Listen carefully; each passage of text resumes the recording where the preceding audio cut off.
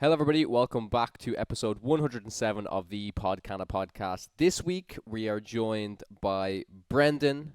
Brendan has come back as a special guest to talk about Worlds with us. We're going to be catching up Brendan a little bit on like the general meta and things that have been happening. Luckily, I would say from set 8, the new cards that are actually meta relevant, there's very few of them, so most of the decks that Brendan remembers are probably still somewhat relevant.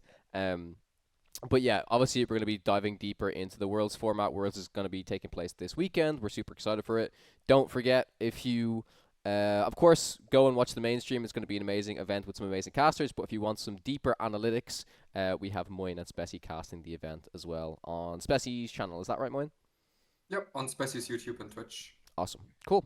In addition to Worlds, we're also going to be talking about some of the top performing deck lists from this past weekend. We had a big event within the UK, which was Axion. It was 162 players, and we also had an event within Belgium, which was like 200 plus players. So we will be diving into that as well. So, Brendan, welcome back to the podcast. How have things been? What's the last thing you remember about Lorcana? Was it when you casted NA Champs, or have you been keeping up to date since that? No, there was the banning, right? Oh, right. Yeah. And then the new set, which you said was super impactful. So I see some Twitter every now and then. You know, I follow some people. I see some deck lists. I see some a little bit of back and forth. You know, people got hot takes, but yeah, I mean, other than that, not too much. Like I said, since last time, my current life is just very much focused on, like the new business. So it's good and bad. It's good and bad. No more no TCGs at the moment. Did play a little bit of Bazaar, which we should not talk about because this is a Lorcana podcast, and I would never divert away from the source material. But I played a little bit of Bazaar. That's about as deep as I've gotten. I think we all miss a good Brendan Flesh and Blood tangent. Honestly, we all miss those days where we're like, I remember this happened back in Flesh and Blood. Tangent. Yeah. You were hitting me Flesh and Blood tangents yesterday. Kyle was messaging me. He's like, "Yo, I think I'm a Flesh and Blood guy now." Bro, I'm. It's interesting. It's a very interesting game. I'm getting into it and work a lot. So yeah. But as you said, this is the Lorcana podcast, so we will be talking about that.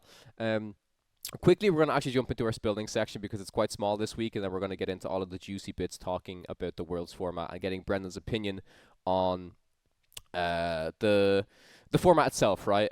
This conquest format, as we call it from Hearthstone. But yeah, first of all, we do have our building section. This is our listener question section. If you guys want your questions read out in next week's episode of the podcast, be sure to pop a comment down below.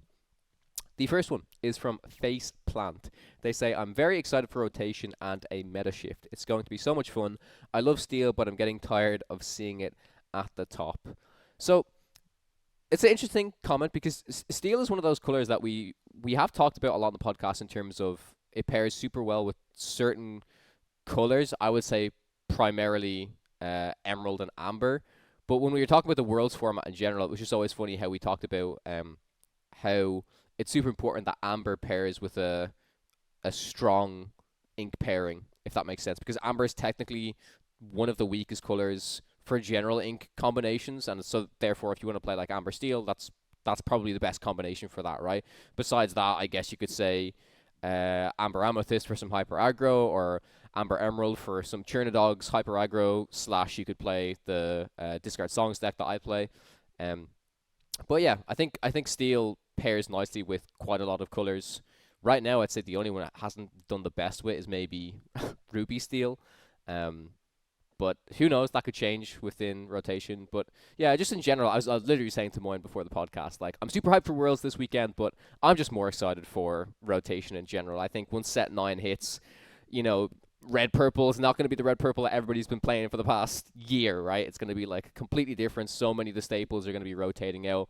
The whole bounce package is most likely going to disappear, and it's just going to feel like a fresh game. Hopefully there's some fresh events to follow it as well. And yeah, but it's also a nice way to celebrate this whole sets 1 through 8 with Worlds. I think it's been really great. The competitive scene for the first year has been very, very strong, but it's also been difficult because since NA Champs, I mean, Brendan, as you said, like, I know you haven't really been following the game, but pretty much since NA Champs, there's been nothing. There's been nothing official, at least for us as players, to want to kind of grind for, practice for. And that's why I do have to just give a huge shout out to all of the third-party TOs and organizers. Like you guys, in my opinion, are really keeping the competitive scene alive for this game, and yeah, you're doing the community a real service.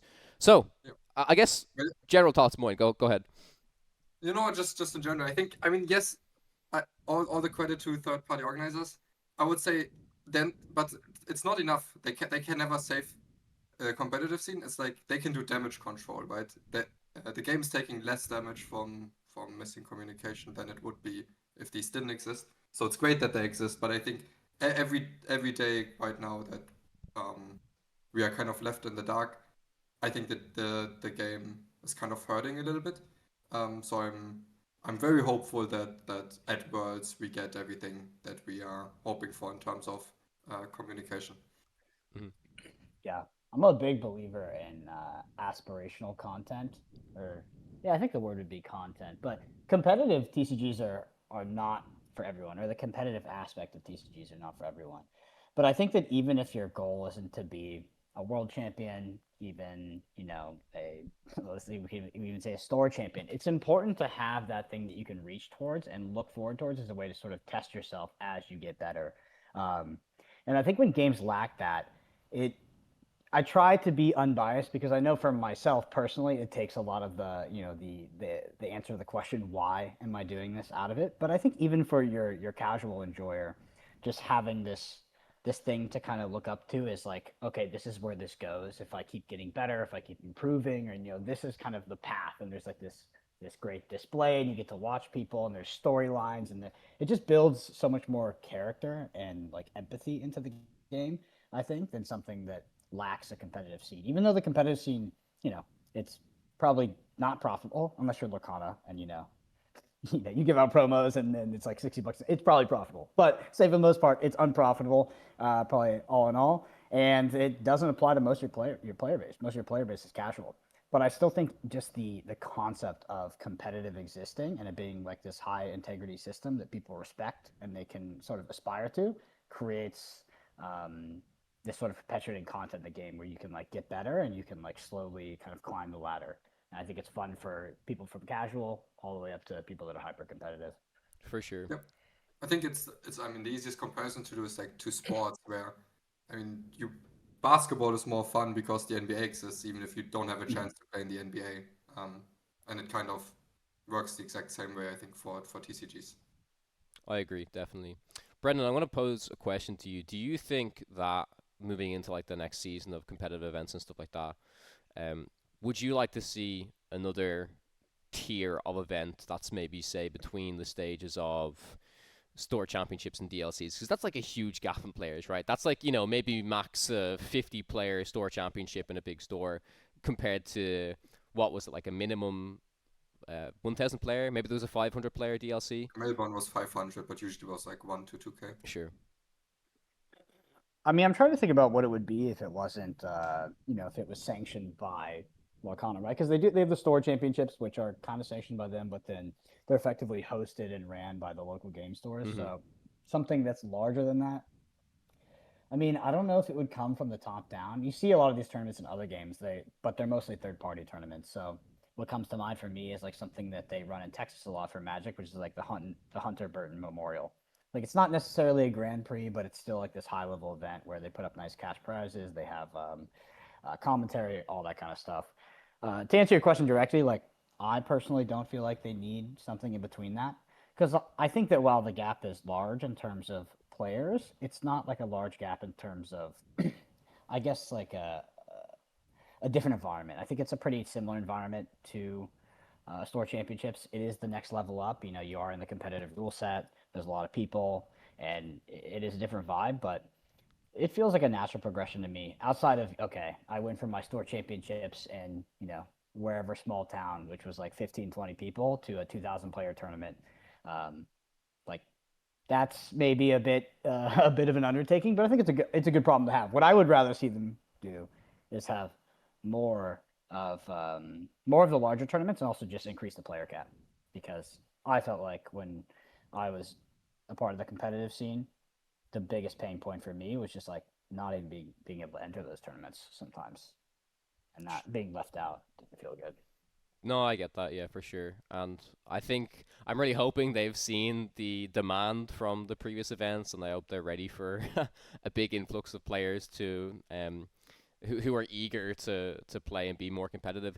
I think for me, I'd like to see more mid-tier events, but kind of similar to what you said, like if kind of a middle ground, right? From what you were saying, Moyen, of like we already have such great third-party TOs who are running events, say like 256 players or 500 player events, and I'd love to see Ravensburger kind of support them a little bit more. If it's like semi-sponsor them with, if it's either pricing or product, because that, like for me at least, that's the gap for the players that want to play those types of events. And if the pricing is like a little bit better, if they can see there's some type of official support, that might make them play them a little bit more than if that support wasn't there. But maybe it wouldn't. Maybe these players would play these events regardless, right?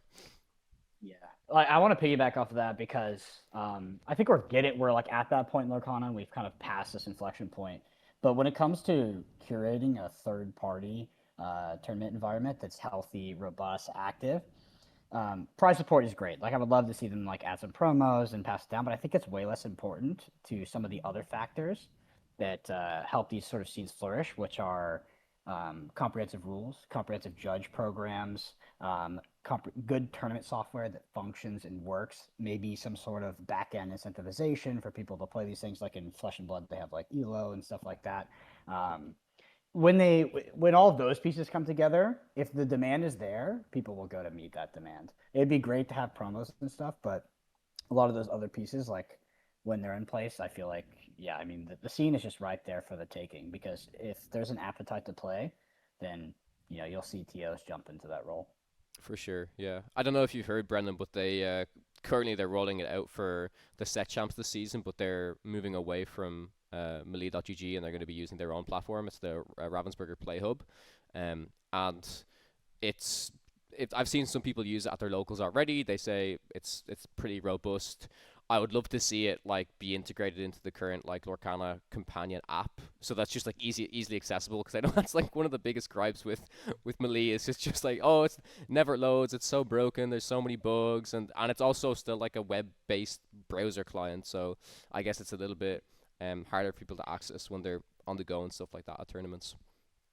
I think it'd be cool if they added additional features, which like it kind of exists in Melee, but where you could basically build like your sort of profile as a player through playing, right? So there's like robust match histories. There's who you played against. There's maybe the decks you played against. There's like this, maybe they gamify it and there's some sort of leveling up mechanics. Like in Flesh and Blood, for instance, they had like an XP system, which I had my problems with, but it definitely very much incentivized people to play because there were extremely, extremely high level rewards for people that did very well in the system, such as like world invites, pro tour invites, things like that. But ultimately, what was really cool was like in the Flesh and Blood tournament software when it got to that point, because it was also garbage infrastructure for a while because like spaghetti code and somebody had to go fix it. Once they were done with it, you had this like awesome place to go look back at your previous tournaments and like see who you played against, see what they were playing, look at your elo changes, and you effectively kind of like weave this story as a player like in this ecosystem. And Flesh and Blood also had leaderboards and rankings and elo, so like it created a whole nother sort of subtype of game to play in a sense. Sure, yeah, no, that definitely sounds cool. I'd love to see a similar type of thing be introduced for Lorcana. Go ahead, Moin. To what extent are you familiar with the Worlds format that we're having or we're going to have? I know it's a pseudo conquest format, and then I also know it's sealed. Right. So we have like two formats that tie into each other. So with both formats I'm curious, but especially with the conquest. So it's the way it works is we have 3 decks and you ban one of them. The 3 decks have to include all of the colors. Yes. And so there's multiple things I really want to hear your opinions about. One is kind of how does that how do these conditions make for like a very varied gameplay and watching experience? Because it's kind of trying to force diversity, but is it really achieving that? Yeah, absolutely. I think that's exactly what they're trying to do. And my first thought would be, and I haven't even seen like the high level analysis of this format quite yet, is they would actually do the opposite.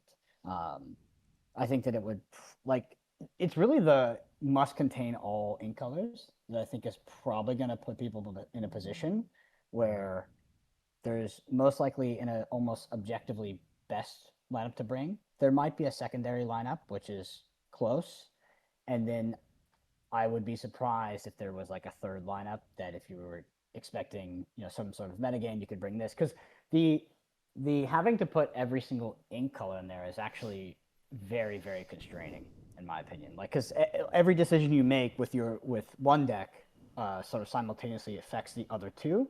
And so if you have an outlier like a clear best deck, like a clear best combination, or a clear two best decks, like two best combinations, you really aren't able to make much choice. Where if it was something like you bring three decks and they can have overlap, but they have to have some sort of differentiating factor. Say it was like X number of unique cards or something like that. You could do something more like, oh, I'm going to bring what I think is the best deck, a sort of meta counter deck, and then this sort of like, maybe either like a second best deck in the format or some sort of spicy thing for, my worst matchup, something like that. But I assume, my assumption is that this sort of format would most likely lead to a situation where you have a almost objectively correct like best choice, and then actually when you get to the bannings, there's probably an almost objectively correct banning as well. Yeah. Okay. So, well, I obviously have done a lot of the analysis, and I think your first impressions match my analysis quite well in how how it can lead to like how it's a big constraint, right? There's a lot of strategies that just don't work. There's some very good decks that are very difficult to build an entire lineup around just because like that constriction being in place already. So just to run through the most obvious or most expected lineups a little bit. I think the one we expect the most would be Ruby Sapphire, Amber Steel, and Emerald Amethyst, which has actually gotten significantly better than last set. And then like this kind of secondary lineup that you're expecting is probably Ruby Sapphire, Amber Emerald, and Amethyst Steel. And outside of that, kind of every lineup is you can build lineups with like some sort of purpose on a deck you're targeting, but usually you'll end up having like a weaker deck in that lineup, which like is like the weakness of that cannot be understated because if it's best of three, one ban, it's like you have to win a game with that, and you only have 2 shots maximum. And I can easily see like any sort of rogue lineup being very very risky with one of the decks getting O2'd. The only assumption that you are making that I don't think would be correct is that the ban is super obvious, because in these lineups, if you look at them, okay, so one I think a little bit saving grace for the diversity is that a lot of these decks right now have like multiple different versions. There's an item red blue, a non-item red blue. There's Amber Steel with Dock. There's Amber Steel with Songs, and like there's a lot of different decks in these color combinations. But if two of these somewhat expected lineups face off against each other, if you run through the matchup percentages, a lot of the time you will come to the conclusion that your optimal ban depends on your opponent's optimal ban, and that there's either mind gaming involved in this, or people could also just randomize their ban to an extent, because they are kind of like codependent on each other. And then even more interesting, but too complicated for me personally, is like because I was never this was never part of conquest theory when I was playing Hearthstone, for example, because in Hearthstone I always had a 50-50 to go first or second, while here game one before you choose what deck you play, and I think also before the ban, are you going first game one? And then also if you lose, you can like the loser gets to decide who goes first next game. So then, based on that, I have a feeling like ban and pick order might be somewhat dependent on the play draw disparity of these decks, and if you go first game one or go second game one. So I think the margins will be super small, but I do think you can really game the format to a very far extent. And that makes it fun because I assume that if you feel like you've develop some sort of informational edge on the ban system, right? And sort of the game theory of how that will go, then that can also potentially influence your deck building going into the format.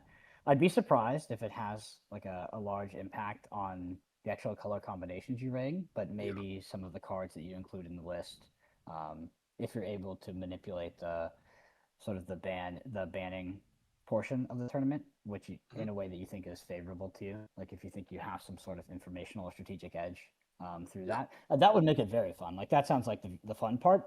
I think from like a deck diversity and a viewer standpoint, I'd be surprised if there is a lot of diversity across like the colors that people are bringing. Like maybe like 2 combinations for the vast majority, mostly being made up of the main combination, and then maybe some sort of rogue combinations. But I do think that like this is way more constraining than your normal tournament where you could just bring one deck, because you in those tournaments like you do see metas shape around a format, right? And you'll see one deck that is seen as the best deck and a deck that targets that deck, but then sometimes you'll also see like this like rogue deck, right, that comes along and maybe a team built or someone built, and it's really hard to have one of those in these formats because the ink combination that you choose for that rogue deck that might be targeting something, it has these dependencies on your other choices and actually limits your other choices as you do that. So it comes at like a huge opportunity cost potentially, which I think is pretty interesting. But yeah, my sort of first assumption would have been, for the most part, that the lineups will in ink combination look the same. In terms of deck lists, I could see there being like an ability to express yourself there, especially when it comes to like tech cards, because maybe the format is somewhat more predictable as a result of this. Yeah, I think also based on all of this, I think even if you are in the exact same ink combinations, you can build your decks with a different preferred ban in mind, and then with that preferred ban, you will hedge your the way you build your deck a little bit. Which and I think in turn, I think looking at your opponent's decks will be very important, and analyzing even just based on the text, you can kind of make out, oh, my opponent might have built these with this specific ban in mind. And if I know they're going to, or if I assume they're going to ban this ban of mine would actually be the best ban. I think that's super interesting. It's interesting. I wonder if this is a format where, because of how what we determined to be constrained, so, like some of the macro deck building is like the in combinations. If you have, and if you feel like you have some sort of strategic evasion banning, if it's a format where you can include like more tech cards than usually would, you can be more tech to like a meta that you could expect, because the meta should be more myopic than usual because the deck building constraints are so high. So therefore that warps the individual deck building to actually become like very hostile towards these like specific lineups that you expect, which could be that could be super fun, because that rabbit hole just goes down very, very far, right? Because then you start going layer 1, layer 2, and then there's like these layer 3s. They're like, okay, well, everybody's going to figure this out. And now, and maybe layer 3 even affects like the in combination that you would bring, right? You're like countering the counter, which my my little bit of competitive experience would tell me to almost never go down to that layer, because it never ends up that way. But it's interesting. I hate that layer. It like almost never works. It's like people go layer 1 sometimes, and you can go the layer that beats layer 1, but like the layer that beats the layer almost never works in my experience. Never. Moyen's favorite layer is when the deck lists get leaked in Hearthstone like the night before, and then everybody chooses the new layer. That was a fun night to build deck. Okay, two more things. One was, okay, if these constraints of using every ink color are kind of limiting diversity, what better way would there have been kind of to achieve what they wanted to achieve? Because like they can't only have 6 ink colors, right? Let's say they had 10 ink colors, and they would say, okay, you have to use 6 different ones. Then it wouldn't be as much of a constraint. But I'm not sure how you do it in Lorcana. Yeah. So why was Conquest a good format? Like, why was it something that the Hearthstone community decided to stay with? And like, what makes it different fundamentally is that Hearthstone is a game that consists of, I don't know how many classes at this point, but it's a lot more than 3 or 5, right? The 5 classes you bring in that format, or the 3 you bring where you have the ban. In this one, you're forced to bring every single deck, or every single ink combination in the game, which I think heavily limits, because you're effectively leaving nothing out. So that I think that's a big reason for the opposite effect. What I would have done? That's interesting, because I've always wanted to play Conquest in a physical. So Flesh and Blood is a perfect game for this, right? Flesh and Blood is a game of heroes, like Hearthstone, right? like Hearthstone, and it's a perfect kind of structure to run Conquest. And the reason that it was never done is because it's a huge burden in paper, right? You're bringing like fucking 200 cards. So obviously you could only do this at like the World Championships. Crazy expensive as well, right? Like that's a point we made to like.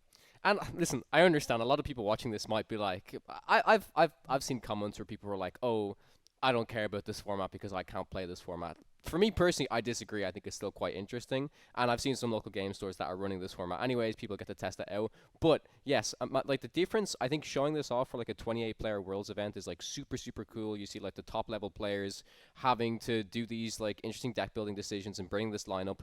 This would not be anywhere feasible if it's like a 500-player event. Could you imagine, Brendan? Everyone bringing around big cardboard boxes, the amount of money these decks would cost, like suitcase. Yeah. Crazy. So it's just like prohibitively hard to acquire that many decks and cards, and most casual players don't have that, so it's just like a not accessible format. I actually think that person is quite correct, though. It wasn't something I thought about. Where this format is just like kind of irrelevant. Like maybe you're playing it at your local game store, but this is like a hyper competitive like nerd format, right? Like if you're not playing at the highest level, this format basically doesn't exist and probably never will exist. So it's I could see that having an effect on like the viewability. You're just like, okay, I have no attachment to this. I don't play this format, and the results don't matter. Like I can't get better from this, because it's most likely, I would not be surprised that, let's say the blue red is the best deck, and it's in everybody's format, and it's the most represented like deck there, right? You couldn't really take the top performing blue red list at a tournament like this and be like, okay, I'm going to go apply this to my local game store, because the conditions are wildly different. They're very much not made in a vacuum.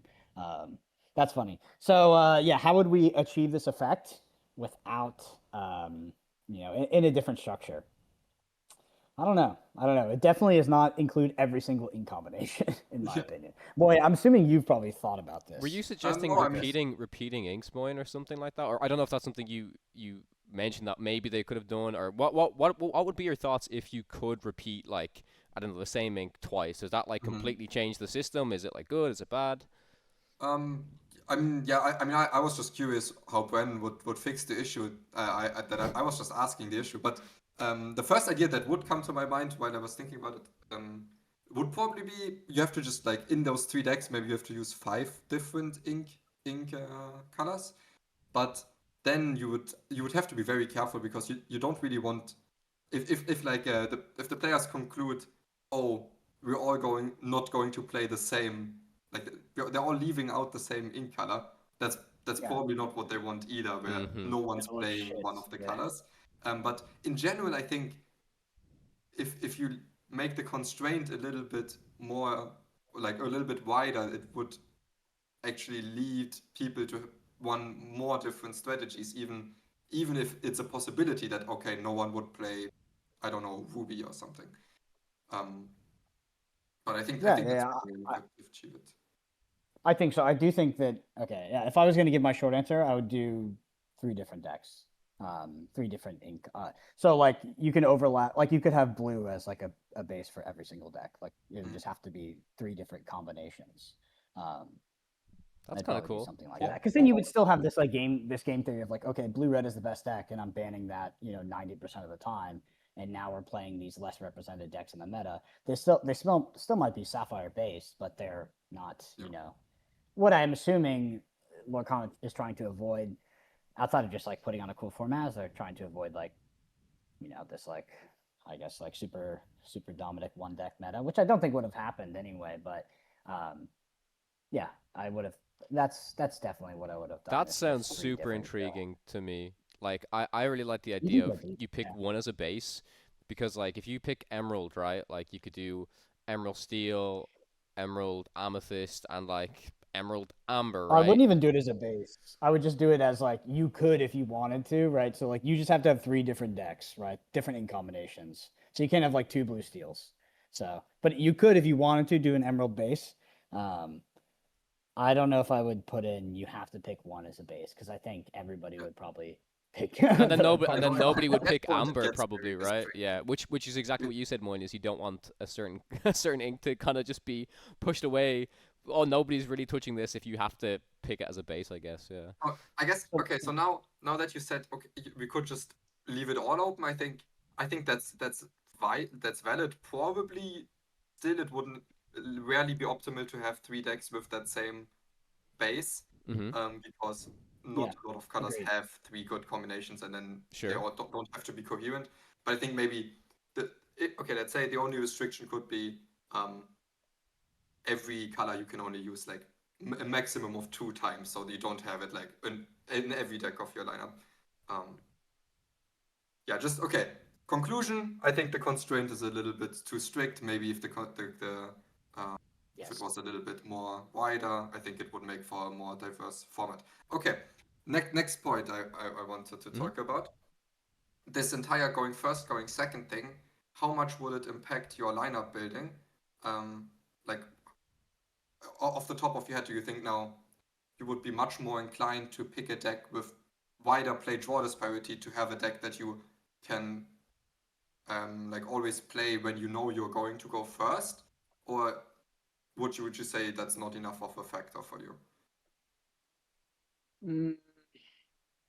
I think it's that I think that question is too deep for me without better information on like what exactly is powerful and what exactly I expect to bring. I think it's a non-zero question. It might be like you said at the tail end of that question, like it might just be too much in the sauce. But you probably maybe should just be picking, more objectively powerful decks or decks that are powerful on different axes. Like, okay, the ability to just win a game in general, or the ability to target the meta, or the ability to be resistant to what you're expecting.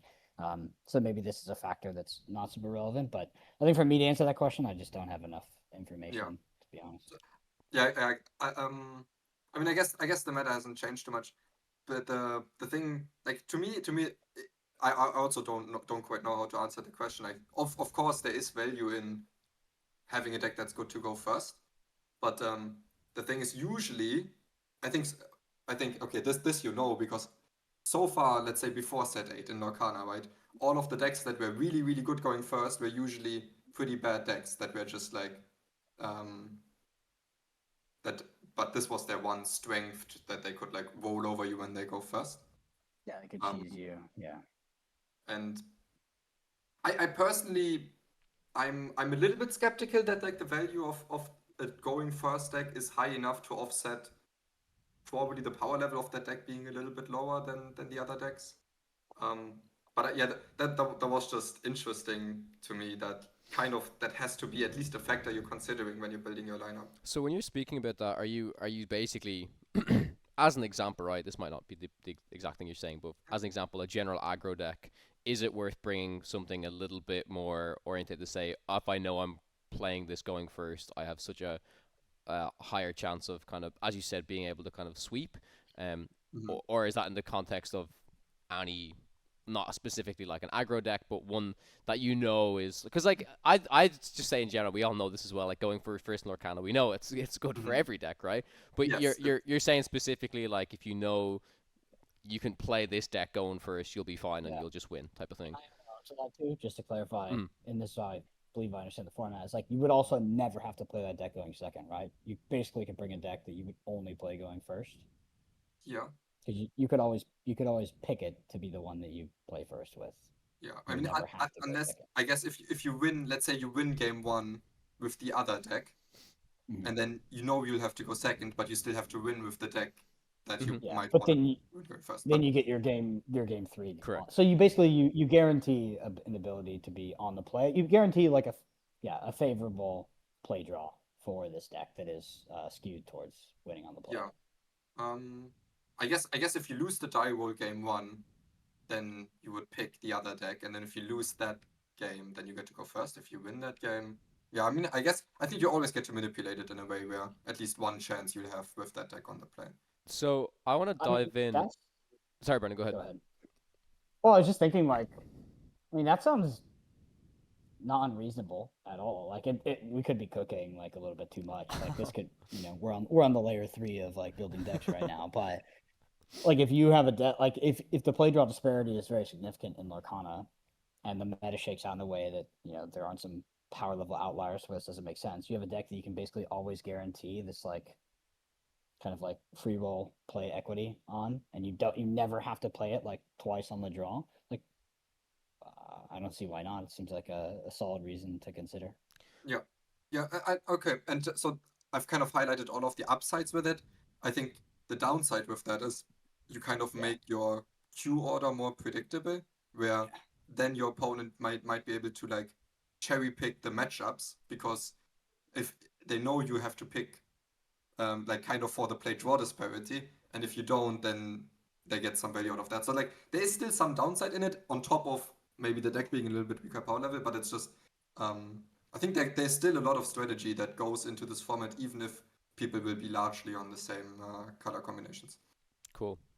So like one example, one example would be like a deck that plays like a 2 quest on 1 and Flynn on 2. Flynn Rider, we haven't seen a lot of him recently. He's not in like normal decks, but in Conquest, let's say you ban Steel, you play Flynn into Sisu going first. There's still a lot of decks that would really, really struggle against that. It's a super valid point, actually. Yeah. But yeah, I want to dive into basically like the most obvious choice that you mentioned earlier, and the lineup that I think if you wanted to be super, super safe and predict all of the players in Worlds will bring this, of course there's going to be outliers and stuff, but that is Ruby Sapphire, Amber Steel, and Emerald Amethyst. So, Moyen, I want to dive into these color combinations a little bit, because if we do think this is going to be probably the most common choice, they're probably the most powerful decks out of utilizing all three of the things together. And as you mentioned, there's different versions of them right now. So again, just to briefly catch you up, Brendan, and so all of the viewers know as well. Emerald Amethyst, there are a few different versions of this deck, but a lot of them are quite similar. You've got ones with the Diablo Shift line, you've got ones with Prince John, so you've got more of a discard package. You've got Emerald Amethyst Tempo, which is probably more of the deck that you remember from NA Champs.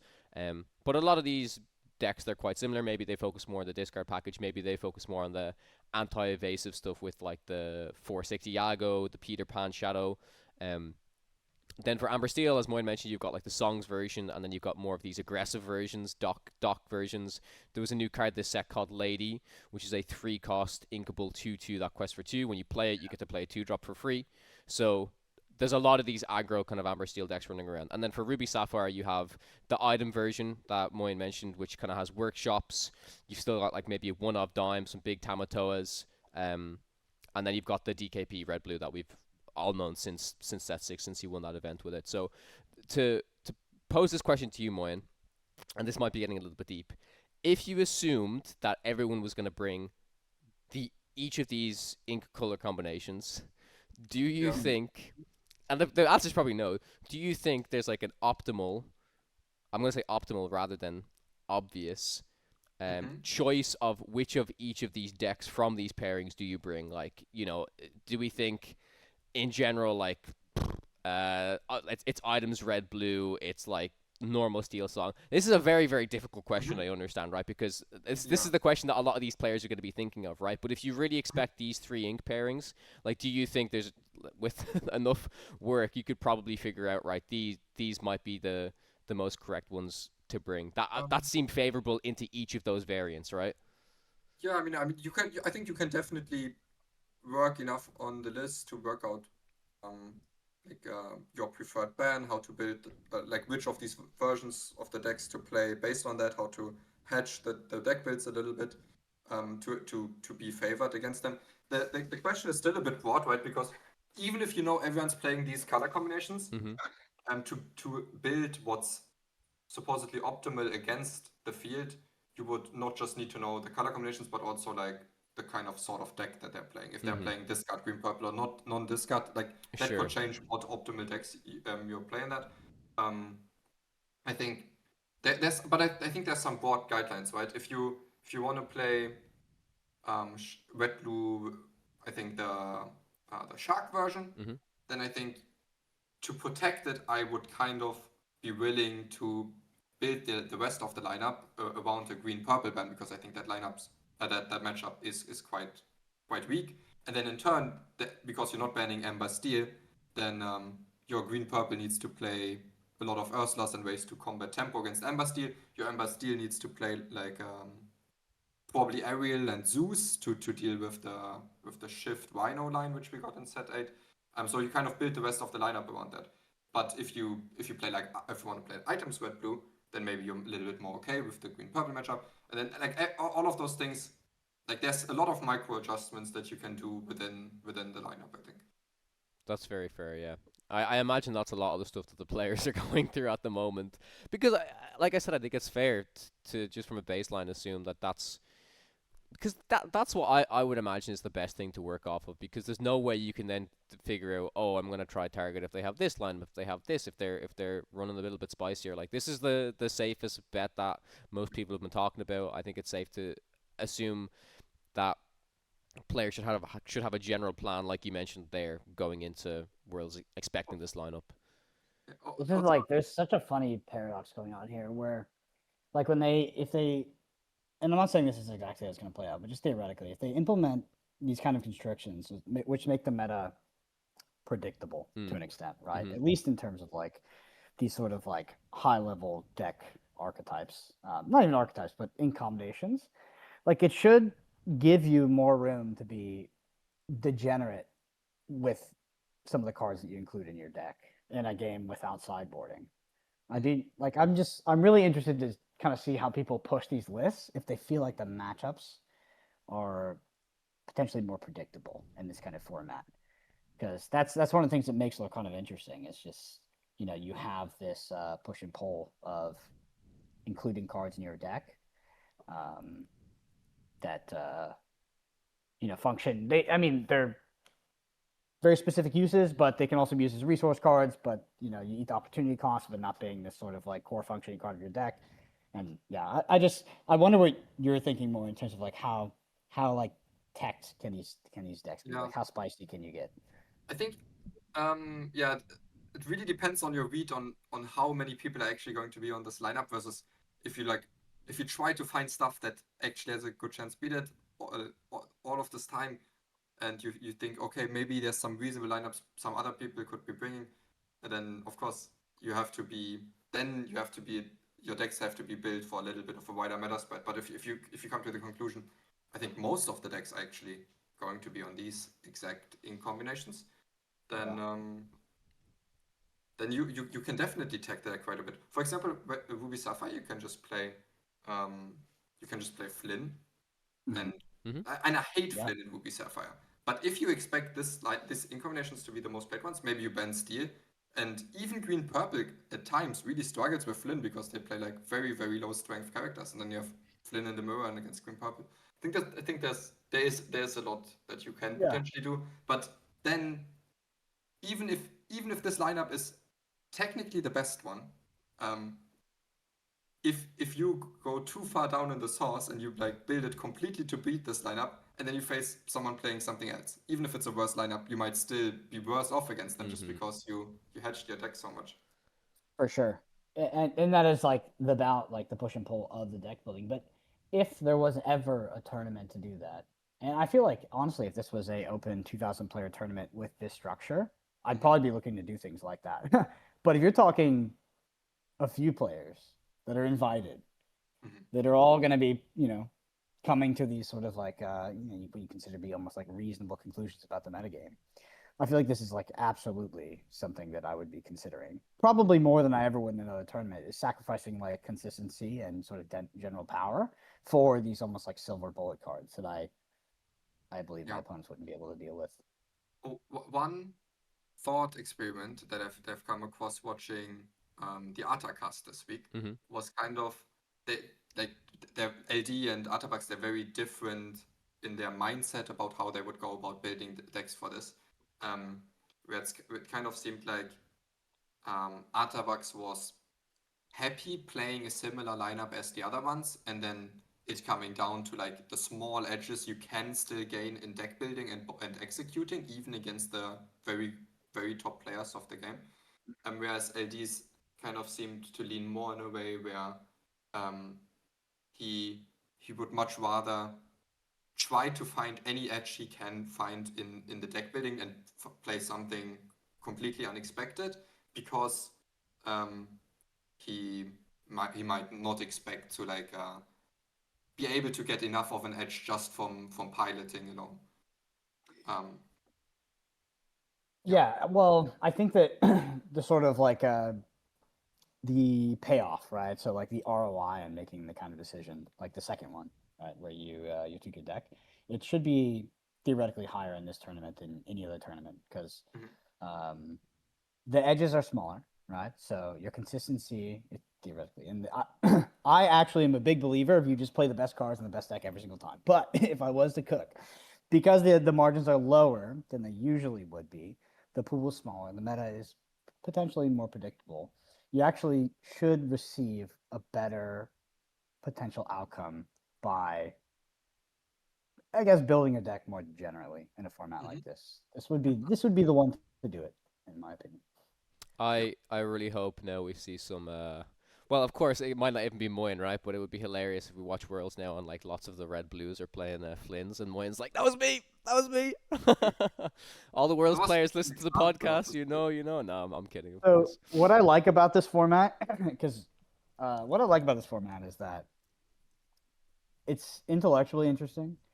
Hopefully, it's a one-time thing, and maybe they like learn their lesson. This isn't like a standard World format, but I'm happy that it's like a small premier one-time tournament, and we get to observe people try to figure out this problem this one time.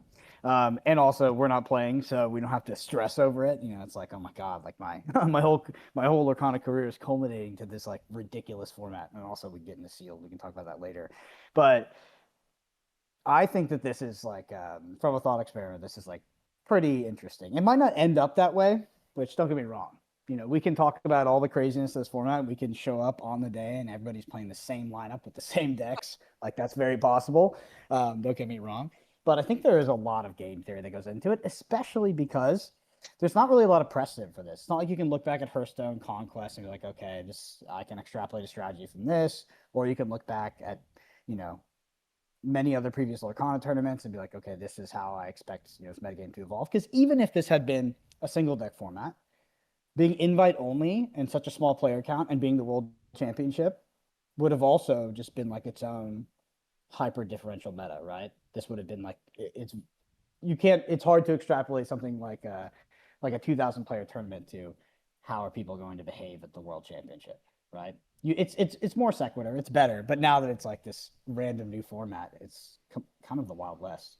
Even if we dunked on it for 30 minutes or an hour talking about how it's not going to force creativity. No, I think it's interesting talking about potential ways to how we could fix or our different ideas of different things they could do, because coming back to the point, like I really hope that people watching this actually do find this conversation interesting, and it's not like that person that they did say, well, this is just completely irrelevant, it doesn't matter. Because I think having these conversations is important so that if there are different avenues to go down, they can then explore them within the next events in the future, right? To be fair, I think that these are irrelevant conversations, but they're fun. I mean, this is what makes it fun. This is like the best part of card gaming, is that card gaming is fundamentally mathematic and largely rooted in like statistics, probability, things like that. But then there's this whole other aspect where we make suboptimal decisions to try to get edges, and that makes things kind of fun sometimes. For sure. What did we brand ourselves as? It's like competitive Lorcana podcast, right? So of course we talk about these things, even if they're like that's what we're here to do, even if it's not super relevant for vast majority of players. 100%. Let's get into sealed. I want to hear you guys think about sealed, because I've played some high level sealed tournaments in my life. So just if people don't know, like Magic the Gathering limited Grand Prix, which recently kind of came back, the brand is something else. Usually day one sealed, then you get to draft in the day two. Flesh and Blood was the same way. At the Pro Tour level, that's not the case. Pro Tour level, you would draft, no sealed. But yeah, so there's a lot of precedent for sealed being a competitive format. And my experience playing both competitively in Magic and in Flesh and Blood was I was trying to get past the sealed format to get to the draft format because sealed was absolutely wild in those games. Much worse in Magic than it was in Flesh and Blood. Flesh and Blood, it was quite reasonable, but even then, like, I am excited to see it as a viewer. If I was a competitor, I would be like, "Oh my god, I'm playing sealed." Right, so Moyen's broken this down previously. He's talked about it, but just for the slide, previous listeners and viewers, they've seen these slides before. These are kind of reused from when we discussed it previously, but it's still important to kind of break down the information.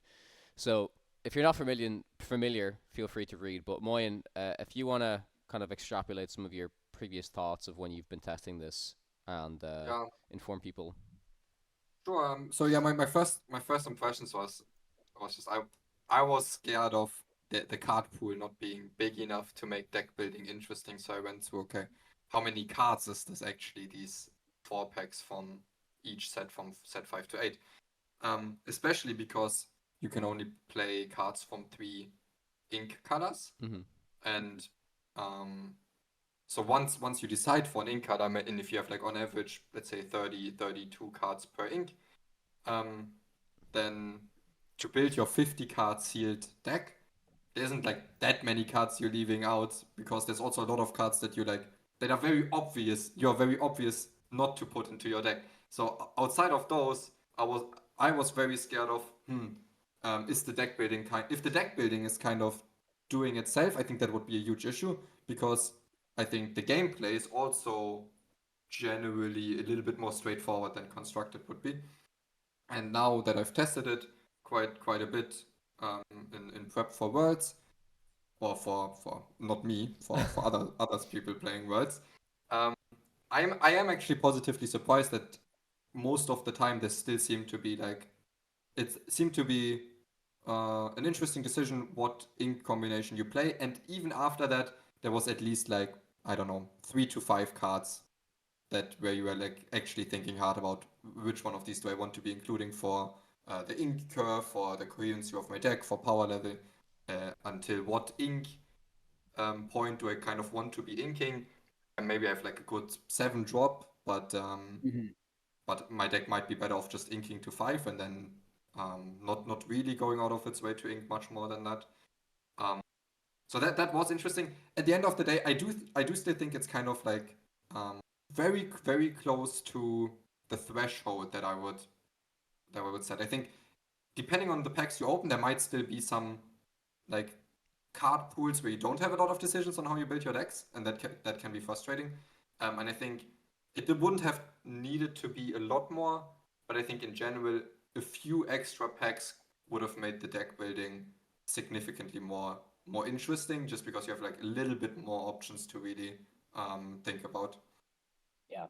Well, so you've already given your analysis on that part, but what are your thoughts on things like what Magic would call like bombs, like getting cards that are like other cards that exist in the sealed card pool that are like way too powerful and like fundamentally uninteractable? Because like I've played limited Lorcana, obviously not in formats that were fed into the World Championship, so maybe this one is particularly designed for that, where there were cards that my opponent literally could do nothing. There was like almost nothing in the in the card pool that they could do. It's like I just win. Yeah, so in Lorcana, I think it's mostly okay. There's some cards that will like almost always get you a little bit ahead, but like they don't straight up win you the game most of the time. There is some games that there's some cards that can kind of snowball you into a straight up win, but it's not that they're completely uninteractable with. The most obvious example is just evasives, right? If you can, in a lot of games, I think you will be checked if you can deal with evasives, or in another way, you can outrace evasives, right? Evasives aren't the fastest at all times, but in Lorcana Sealed, the game gets to a stalemate quite quickly, where neither player really profits off questing. And then if you have something that would still gain you advantage each turn, that's something that can really push you over the top. Or that might just be a combo trick, but it could also be something like an item that can quest for a lower turn, or an evasive when the opponent doesn't really have something that deals with evasive. One of the most outrageous ones, was it set 8? There's like the Pinocchio. Yeah, the what's zero that zero called? 4 that quests for 2, right? Yeah, we have like a 4-cost Inkable. Is it Inkable? Mm-hmm. I think Yep. it's Inkable. Pinocchio. It's a 0-4 quest for 2 evasive, and it says something like when it readies, draw a card. Yeah. So when that doesn't get checked, you don't just quest for 2 each turn. You also draw 2 cards a turn. So stuff like that can happen. That can lead to non-games. I think. Well, at least I think from playing it myself, the amount of games where that happens is actually less than I would have thought. Of course, it will still be super frustrating if that happens on the world stage. That's I would say they're like that is always like a non-zero in sealed. Like Magic is can be famous for bombs in certain sets. Flesh and Blood has had sealed formats, competitive ones that were famous for. Okay, I open my packs. There's 4 heroes in this set. I put my Briar cards together, and do I have a deck? No, I lose. Do I have a deck? Yes, I can win. And everybody plays that hero, and anybody who's not playing that hero is coping. So that was like Flesh and Blood Sealed was honestly at the competitive level was absolutely atrocious sometimes. So it sounds like honestly that Lorcana Sealed is pretty good. I do think it's a very, very interesting choice for the World Championship. Mm-hmm. And considering we haven't had a thing like this before as well. So not to mention that it's irrelevant to most players, but also there's a lot of precedent for this. Limited in general is much less viewed than constructed. And what that comes down to is one, relevance, but also sort of like players like ability to empathize with a deck, right? Like decks have these sort of like personas, right? You're the red deck player, you're a blue-red player, you're a control player, you like have this sort of thing you can rally behind.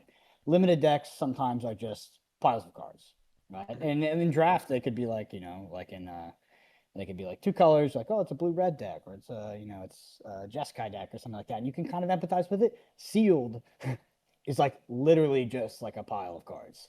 And like it's very hard, or at least sealed viewership is just rough, I would say. What do you think it's going to be like watching this? Yeah, that's my question from a like viewer it's perspective. like watching a pile of cards being thrown at each other. Like it's very hard to. You can watch, like Magic has had sealed at like a high level, and I think Magic is a game that's like better suited for that. But like you have no connection to the cards in the deck. It's not like you can really remember them. Like maybe they flash a graphic, maybe they don't. But like you're looking at this like 50 card almost singleton deck full of like chaff that you've never seen, and you're like trying to make a competitive narrative out of it. It just like I'm not saying it's gonna be bad, but it does tend to translate, I would say, poorly to viewership experience, and from what I've seen. Yeah, and casting it as well, I think will be interesting because it's like, here's this card, here's this card. I mean, honestly, Hopper, he played the mouse armor. We've been waiting for this one for years. No, but I think I don't know. To me, I'll see, but I feel like casting it is kind of there's like a lot of exciting things that you can talk about with like the dynamics between like these cards that you usually never see. So I don't think casting is going to be that much of an issue. But yeah, and I do think so. The gameplay, the deck building experience, I think is pretty good for the players. I think the gameplay experience can be frustrating for players at a world stage, but the viewing experience, I think that's probably the biggest factor. It's funny because when you talk about casting it, like I think that yes, if you put Moyen and Spessy on a production, and they're going to talk about the intricacies of these 50 card singleton decks and how they interact with each other and all the different sort of axes that they compete on, there's plenty to talk about. But if you're talking from the other side of casting, which is effectively just like narrative weaving and storytelling, not much there. Like there's not a lot of story behind it, right? And that's where I think like it's hard to hook people when you're talking about like a competitive analysis or an analysis of like how things like relate to each other. Like, yeah, I mean, there's a lot of like interchangeable parts, and there's a lot of things that are possible. And I think the technical analysis might be interesting, but from weaving a narrative, because if you look at any other tournament, sure, we're talking about the semifinals, or like this is round 8, or yeah, we're talking about 2 decks going in, but we're also telling the story of like this is their winning in, this is like the best deck in the format versus like the unknown deck. Like these are sort of like these like abstract stories that are being told rather than the card by card interaction. So I guess Yeah. the narrative for Sealed will be, oh look, it's the player that opened 3 of the best legendaries from this set. Their Oh, their Sealed deck is broken, narrative- right? The narrative's going to be, can we pull that card up? I don't think anybody's seen that card. What's that card do again? Yeah. Everybody's like reading. Yeah, it'll be interesting. Oh, I think that they'll learn some lessons. I'm happy that it's. I'm actually. I don't want it to come off like we're talking shit like about the Worlds format because, as a viewer, but I think it's because I skew towards. I've watched a lot of card gaming before. I'm excited because this is fucking wild format. It's just like. This is way out there. I think we're going to move into talking about some of the top performing deck lists, and then towards the end we can also just give our overall thoughts on Worlds. Let's first look at Primar's list from the 253 player event in Belgium from last week. It's to me it looks like a very solid list. It's basically very, very similar to what I think Artabax usually likes to play. It's a little bit lower on Pull the Lever, Wong the Lever, which is some of the new cards we got, Brandon. Pull the Lever says draw 2. It's an inkable 3-cost action that says draw 2 or your opponent discards 1. But the main reason it's played, not just to give some of the draw consistency, but for the Wong Lever. Wong Lever is also a 3-cost inkable action that either bounces something, or if you have Pull the Lever in your discard, you can pull the lever to the bottom with Wong Lever to bottom deck an opposing character. So it kind of lets green-purple have hard removal, which is the big reason why suddenly, instead of somewhat struggling at times against Ruby Sapphire, it can be really good against Ruby Sapphire Shark, because now it also has removal for the Shark itself. So it goes a little bit lower on this thing, which means I don't know how often it will actually get off the Wong Lever bottom decking something, but still you need to include some sort of way to keep up tempo, even if it's just bouncing the Shark, right, against the Shark. And then outside of that, this list is very honest at what it's trying to do. It's not trying to be something it's not. It just tries to generate some tempo with either Peter Pan or Kid playing on curve, and then really forcing your opponent to deal with your characters by questing out a lot with like Merfolks and Flints. So on the surface level, it looks a little bit weak against Ember Steel, but against Ember Steel, a lot of the cards that you could be including for your early game don't matter anyways, and you just hard mulligan for Ursula. So it's like it's not even that much weaker to Ember Steel just because you play like stuff that likes to Stormrage on. Sure. The one thing that I think Iago is really, really good to be able to dominate like the evasive characters in the mirror. Oh, right. When Brandon was on consistently for the pod, we were like, oh yeah, we talked about Iago, right? And you haven't actually like, seen its impact, Brendan. Maybe it could be a meta where like it's actually pretty good, and we are exactly in that meta where some decks run Iago to deal with genies, and it's usually in combination with the Peter Pan. And some decks even just run actions just to deal with the Iago, like a 1-cost cantrip that also targets Iago. So there's this exact back and forth that we did when we reviewed Iago. It actually exists now. Pretty smart. I still think we can't top the one time me and Moyen did a meta prediction for that was the best. For what? We did a meta prediction. I think I said prediction. I think it's a new word. For a Lorcana challenge, and it was like literally the exact meta. Like yeah. We did like the tier list, and put them into tiers, and then the tiers or the decks in those tiers were exactly in the same order as like their appearances in the next DLC top cut. So that was pretty good. Funny. The next list we're taking a look at is by Metin. They came second at this 253 player event within Belgium. This is a red-blue items deck. Has a little bit of spice in it here. This is a non-workshop version though, which I definitely think is quite different from a lot of the item versions that we've seen so far.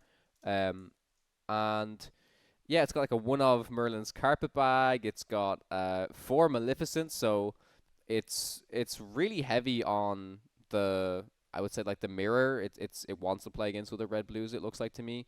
It's also got some Cheechas. You want to talk to me about that, Moyen? Yeah, but I mean, I always hated Cheecha. this is also kind of the card that maybe you can play in with a ban in mind, but it is definitely a very swingy card to include. Where instead of playing Tipo or Sail on 2 and just having like the straight up game plan, either you now play Sail on 2, or you kind of are looking to get this Chicha Quill curve off. But there's some decks that really struggle against Chicha Quill. If you do get it down, for example, like red purple, ruby sapphire, ruby, even like Blurple kind of struggles against early Chicha if they don't get to the Ilsa quickly enough. The next deck is an Emerald Steel deck. This was the third place deck list. This doesn't look too spicy to me, except I do think it's notable that it's on Max Johns. We don't always see Max John with an Emerald Steel, but this is like going for the heavy discard package. It's even got 2 of the new Chip from set 8. So Chip, Brendan, just so you know, it's just a 4-cost 3/2 that when you play it, your opponent discards a card. So you can go Prince John, and you can go Chip to get make them discard, and you can draw. Has the morph package, like the one of Beyond the Horizon, which is quite interesting as well. It just looks like a solid Emerald Steel list to me. There's not much else to really say about this, I don't think. Yeah, but I'm curious, like as time goes on, how many copies of Beyond the Horizon will be like somewhat standard, or beyond is like you can choose. It's a thing to get a 7, and you can choose either or both players, and they will have to discard their hand and draw 3 cards. The next list is a red-purple deck. This was the 5th place deck list. And it's funny, Moyen, we're still seeing the Hypnotic Strength. We talked about this card last week as like... That's so funny you said that. I literally look at this list, I'm like, what is this piece of shit? This is funny to me because Brendan will look at it, like Brendan has been playing red-purple for so long, right? And he looks at a lot of these cards and it's like, what's this? Why is this here? I will say this is a bit of an unconventional red-purple deck. It's got a lot of different things going for it. We're seeing a lot more Finders Keepers within red-purple to try and combat a lot of the discard decks, but we don't usually see this 4-cost Elsa. I haven't seen Palace Guard in too many of the red-purple decks, but I have started to see 1 or 2 of this 7-cost Hades, which when you play it, you have to deal 2 damage to another friendly character, but then you draw 2 cards. It's on play and it's on quest. So it gives you a good amount of card advantage if you can get it down, and it's also a potential singer for B-Prep. So I think the Hades has actually impressed me the more I've played against red-purple. Once it comes down, it's pretty good. I thought initially it might have been a bit of like a win more card. Maybe it bricks you a little bit sometimes, but if it's a 1 or 2 of, like if it comes down, it's usually quite impactful and quite annoying to have to deal with if you're the opponent. So Hypnotic Strength is, I'm assuming, an answer to Vase like Genie, and maybe also an answer to like posing Iagos. Is that the idea? It's about the Rhino Moyen, right, as well? Yeah, it has like multiple purposes. It's one, the Iago. It's like the cheapest cantrip these colors can play that targets Iago. And the other one is it can change some trade breakpoints that are very important. Like so, the Genie trade, I'm assuming, is like... that's the Genie trade. Maybe... Oh, Cree? I'm here. Yeah.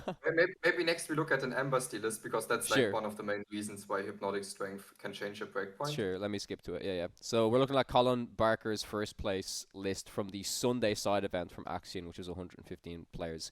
So yeah, you can explain the Rhino shift line to Brendan, because this is like the big thing from set 8.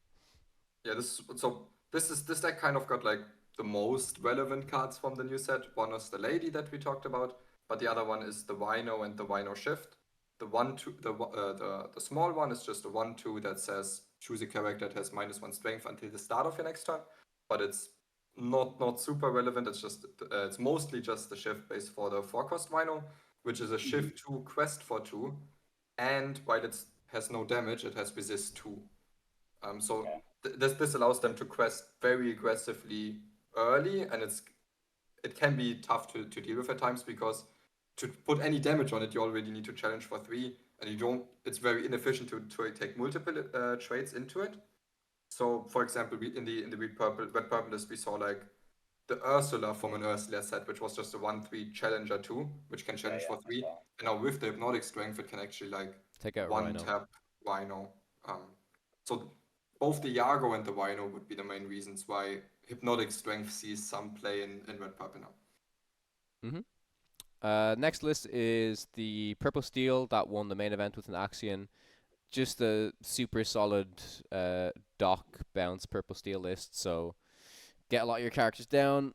You can bounce dock for some additional card draw. It does have the bell in there as well, which is another way to get around Rhino Brendan. If you move damage counters, you can actually knock off the resist effect, right? Because moving damage counters gets around resist, and bell moves 3 damage. So it's interesting in a list like this, though, Moyen, and I'm curious to hear your thoughts as well, because if you look at all of the characters' willpower, when are you ever gonna efficiently get like the exact 3, right? You're never really moving 3 in a deck like this. Maybe of like Genie or Elsa, but yeah, it is very difficult. Also, everything has 3 willpower in this deck except for Genie And Elsa. Bell, Elsa. Yeah. But yeah, also a lot of set 8 cards in this deck, as you can see. As you can see, Brendan, it's crazy, It right? looks very unusual, this deck. Yeah.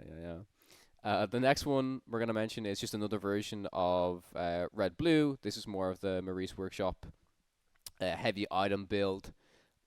Interestingly enough, though, this has a lot of 1-cost items, but I don't see a bell in here, which is definitely different from a lot of the other lists I've seen. But it does have the human Sisu that you can combo with the coil as an alternative opener to ramping. This also doesn't have a Tipo. This is actually a very, very strange list. Okay. What are your thoughts on this, Moyen? With no Tipo and no bell in this. Well, it's certainly something. Well, the ramp, I guess, it also doesn't play Tala, which kind of ties into why it doesn't play Tipo. I think the main version would play both Tala and Tipo and still have a ramp to 4 ink line more consistently, whereas this one it's kind of trying to do just the best things that can do something instead of like all of the things that do something. So it just plays Sail as ramp. It just plays Scrooge because maybe Scrooge is slightly better than Tala in this list, and then tries to just get the card advantage of the 4 workshop also being quite a lot. And I mean, the no bell is interesting, but I don't hate it. It's like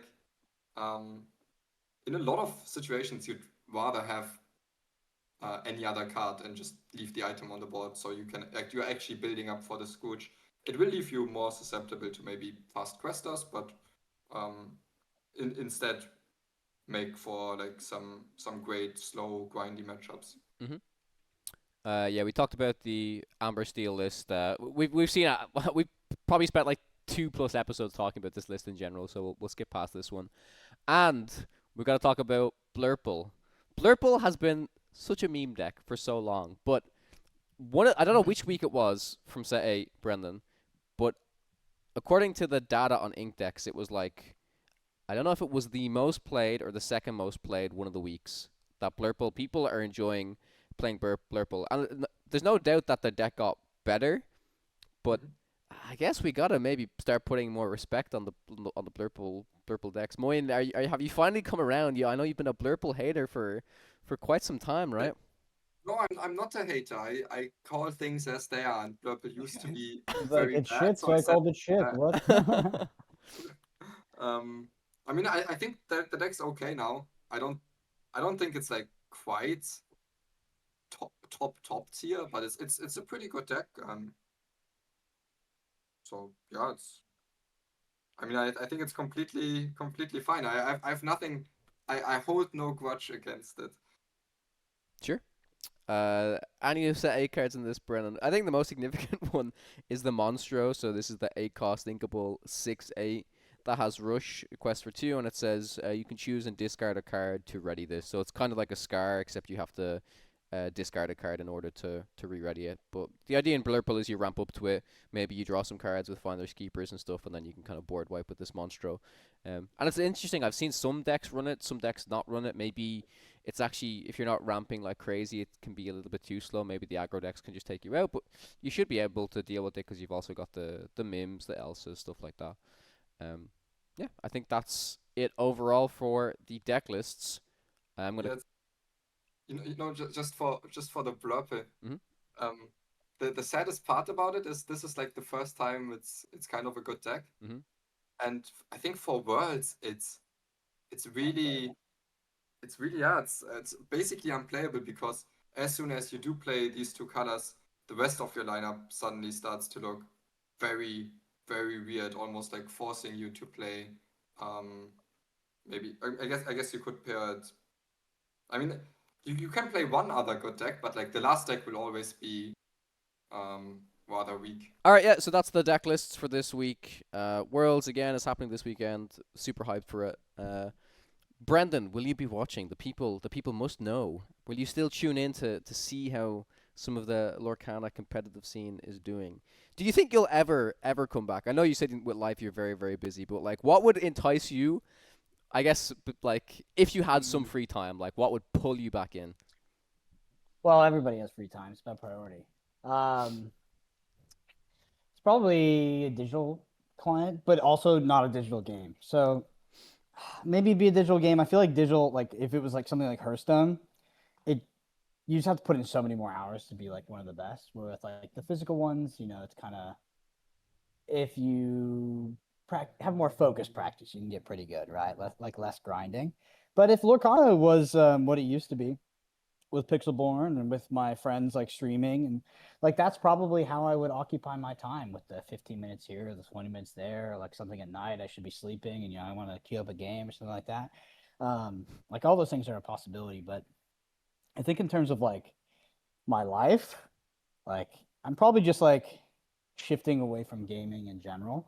Gaming was like a huge part of my life for a long time, and yeah, it's just hard. It's like to be completely honest, it wasn't a problem with card games, but with like video games, it was just like they're just way too dopaminergic for me. And once I get that dopamine, it's like I'm just a very 100% or 0% person, and putting 100% into things like games is like I don't know. You wake up and you're 30 and you're like fuck. It's like So Brendan's um, getting old is what we're hearing yeah. basically, right? Brendan's grown up, guys. Yeah. I don't really have that switch to like be a casual, to be honest. Like I am a casual, like as much as I enjoy Lorcana or like I queued up the bazaar or something like that, but I just don't have that switch. Like what's fun to me is to be competitive. Like I Mhm. like that. I had someone literally asking me this question last night. They were asking me about like what was the most like rewarding and like fun thing I had done in my life. It was probably like back in like the early days of Flesh and Blood when it was me, a tight group of friends. Nobody had podcasts, nobody had anything. Not saying these are bad things, but we would just get together and we were trying to solve like a very abstract and complex problem. Like a problem that you can't like algorithmically solve, right? There's no like 1 + 2 + 3. It's like there's almost infinite paths to try to, break the game that was at the time Flesh and Blood, and you have to somehow find the optimal route with like your best friends, and it's just like this super complex problem that has like this amazing reward at the end, and it's like rooted in uh like community, friendship, and like competitiveness. And that, I mean, that was probably like one of the most fun things I ever did. But I think, you know that time for me has passed. But yeah, I don't know. You've I don't so know many if I great answered the things to question, but like you just said there, right? You've so many great memories to look back upon. Like I literally yeah. just did a tweet today which I was just Oh yeah, feeling yeah. very nostalgic, and it's like I've spoke about like this 3 year cycle I've gone through from when I first started doing content, and now I'm like working within TCGs, and it's like it's crazy to me that what that's been able to how that's been able to like propel my life and all of the crazy stuff I've been able to do, all the friends I've made along the way, all of the places I've been to and stuff. Like I do think that card games are like a very rewarding experience, and yeah, I think that like you mentioned there, that's probably one of the best things that you'll be able to take along with you is like all the great memories and all the stuff that you were able to do, which without it, like you probably wouldn't have done, right? Yeah, I mean, I honestly think I genuinely achieved everything I wanted to. Like, honestly, like I don't think I ever deeply wanted to be like a world champion, and that was like super important to me. I think what I wanted was like that sense of community and that ability to like just like that outlet to compete. Um, and I think that you probably went on a similar thing where card games were this almost like this like vehicle to bring you towards your goals, which was like, okay, travel more, friends, but then also like work in the industry, like do something that I like to do, right? And the reason why I said I accomplished everything I wanted to is because once I did that, You know, whether it was like the podcast or it was like competing at the level I wanted to, or becoming a caster, which was like something I always wanted to do. You know, if you ask me the question of like what did I enjoy the most, it was right at the beginning, when I was like a nobody and I was struggling like that. You know, a nobody, but like that was the most fun. Was like the pathway there. Like it was a good time. And one of my favorite times was actually the Marvel Snap tournament because I think that's the best tournament I've ever played in terms of like mind games. Bro, That was a good what? You, it's so nice time. of you to say. It's crazy to me I that don't know, you it's a think good that time. it's one of Good the time. best things you've played when it was just like a very community Super self-run competitive. thing, right? Well, it was just really fun. It was a really complex problem for the format, and I really enjoyed the format. Really enjoyed the mind games, but also like, yeah, I mean that was like the first tournament, right? At least for me and for a lot of Marvel Snap. So getting out there and like, I don't know, being able to take this thing that you play on your phone and you don't know anybody and go to like travel the world and meet them and compete. But it was generally like one of my favorite tournaments to like compete in because honestly in Marvel Snap, like I was kind of a nobody. Like I was like pure content creator, not competitive player. And to go there and like be able to play against like the best players and you know smoke Lambie in a 10-0, it's just like fuck. It's You know. crazy. It's crazy to think we actually all met because of that game. And now I don't know if you guys have been keeping up, but the game's like in the dumpster right now. Like, there's some crazy Yeah, stuff I've seen going the on right YouTube now. videos. Yeah, I've yeah. seen the titles. I've seen the Mhm. Yeah, titles. I've also But seen it. I don't know what happened, but it can't be good. No, it's not good. unfortunately, I don't have enough disposable income to play Marvel Snap because it's just a very expensive game. But yeah, the essence of like the essence of I guess what I'm saying is like coming out on the other end of it.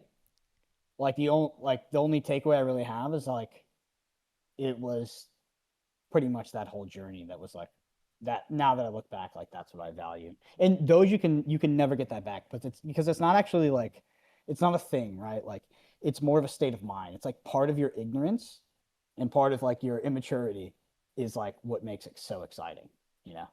And I could never get that back, so I just appreciate the time that I had. Sure, In a sense. that's awesome, man. Yeah. Moyen, It's not that what's morose. Like I'm not dying. Moyen? Like, yeah. Well, I guess we're getting a bit nostalgic here, but like we'll round it off now.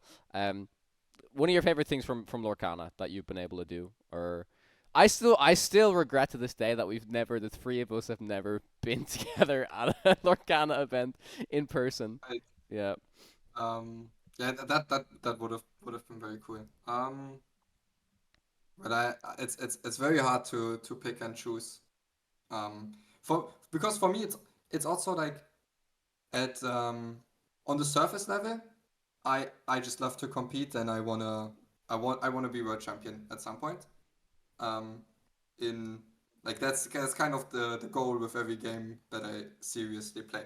But then underneath it, I also feel like maybe subconsciously that's not my top priority and or get all of the connections that you get to make within the game and the stories that you get to write and the traveling that you get to do um, might might be much more important after all. And it's also like okay, I competed long time in Hearthstone, and then COVID hit and we couldn't travel to tournaments anymore, and I was like, why am I even doing this? And but I thought I just wanted to compete, but at the end of the day, if I can't, if it doesn't like intertwine with the entire experience, it's not the same thing at all. Makes sense. Yeah. 100%. Cool. Well, What a boomer podcast. Everybody just talks about the good old days. I feel like we do this I every just time you come on, Brandon. Yeah, back in our day. Yeah. like there's probably no value to be gained of it if you're going to like watch the world championship this weekend and like you're like, what the fuck is this? But uh I don't know. Like card games are probably just like for most people and even for us, like they're a portion of your life. You won't have them forever. And like while you have them, if you're they can be pretty awesome. Like can be pretty epic. And yeah, I don't know. It's a good time, to be honest. 100%. Hope I have them forever. Yeah. Well, right now, unless you're Moyen. yeah, right now it feels like I have it forever, which I'm happy about for the moment. But yeah, we'll see. So yeah, if you guys enjoyed this episode of the podcast, the number one thing that you guys can do is leave us a review on Apple Podcasts, Spotify, your local podcast platform. There is a video version of this available over on youtube.com/@podcana podcast. Hit the subscribe while you're there. Twitters are at BrendanAPG if he posts anymore, at Kawatek_CG, and at Moyen_HS. Thank you guys so much for watching. We'll catch you guys in the next one.